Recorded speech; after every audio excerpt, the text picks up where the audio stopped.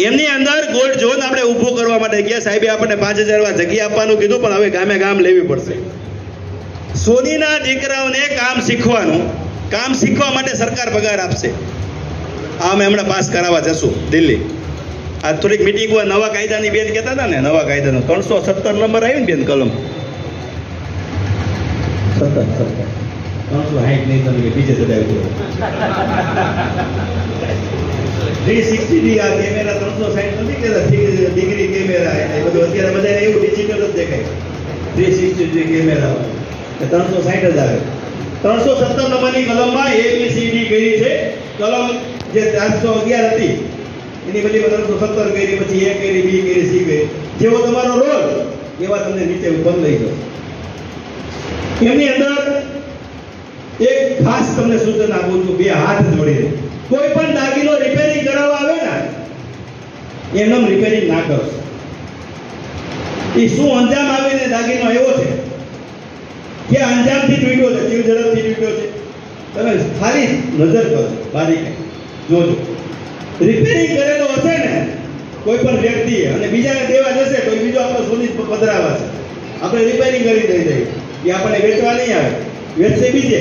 અત્યારે ચોર આવા હોશિયાર છે, તો આપણે ડાયરેક્ટ રિપેરિંગ ના કરવો. હો બસો ના મળે તો તેલ લેવાની, રિપેરિંગ કરવાની ના જ કહી દે. બને ત્યાં ઓળખતા નથી તો રિપેરિંગ નથી કરવું.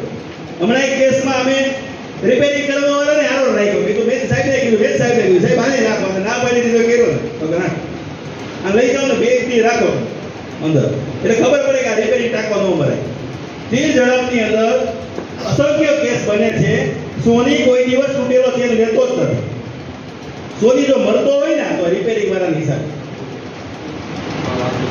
રોડ ઉપર એમના મોલા લેઝર સોલ્ડર માર દે છે 100 રૂપિયામાં, 50 રૂપિયામાં, 200 રૂપિયામાં.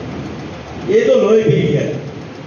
હમણાં આ વખતે પાછો જવું ને ગાંધીનગર, એટલી જ વાર છે, એની ઉપર જ પેન્ટ ભરાવો કે ભાઈ આ હોની સિવાય તમે રિપેરિંગ ના કરાવી શકો. એટલે હોની હોય એની જવાબદારી મુજબ લીધું હોય, જોયું હોય.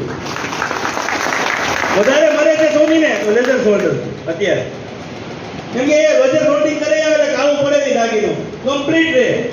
કમ્પ્લીટ દાગીનો રહે એટલે બીજે દિન વેચી આવે.